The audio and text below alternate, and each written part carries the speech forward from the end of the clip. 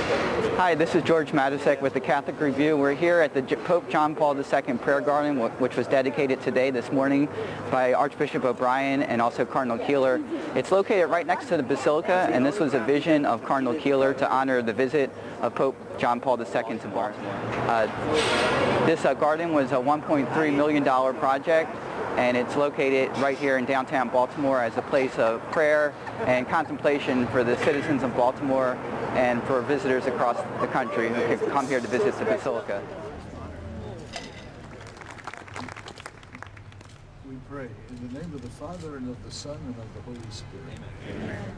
Almighty and eternal God, at the dawn of creation, your Spirit moved over the waters, and by your will, all things came into being. We give you thanks for the gifts of creation by which you nurture and sustain us in your providence and love. We are here today to bless and dedicate this garden. May this garden, reflecting the splendor of your gifts and creation, show also your gifts of faith, hope, and love.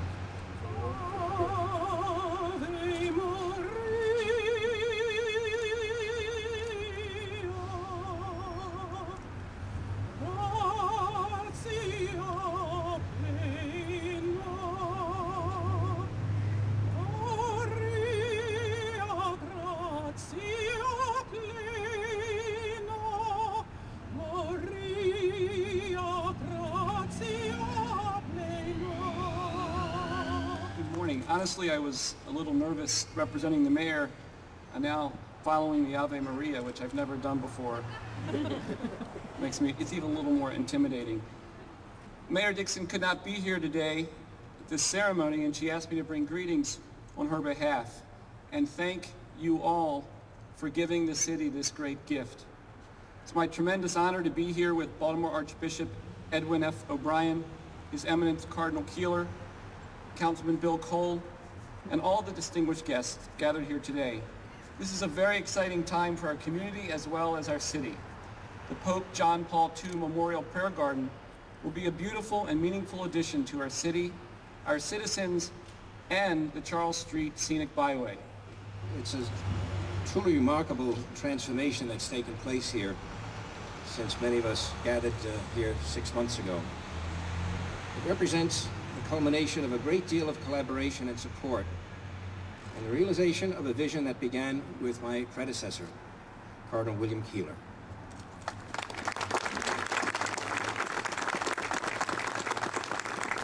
Days before Pope Benedict XVI arrived for his historic visit to our country, the 200th anniversary of Baltimore's elevation to an archdiocese and our history of unwavering commitment to religious freedom were frequent themes advanced by the Pope in April. The very theme so memorably championed by his predecessor, Pope John Paul II, during his visit to Baltimore some 13 years earlier. A testament to the natural beauty of God's creation, it is our hope, indeed our intention, that this garden will also become a spiritual oasis where people will come to admire God's gifts to us, natural gifts and spiritual and otherwise. The garden celebrates these themes in obvious ways.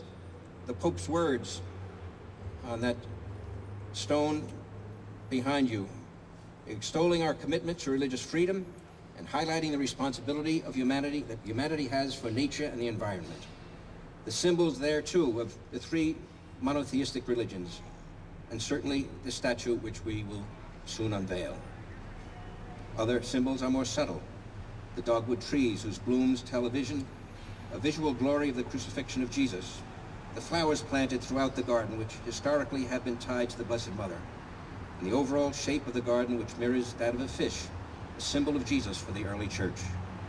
It is also our hope as a faith community deeply rooted in the city for more than 200 years, that this garden will become a sanctuary in a suffering city where too many street corners are just places where drug deals take place and tragedy inevitably follows.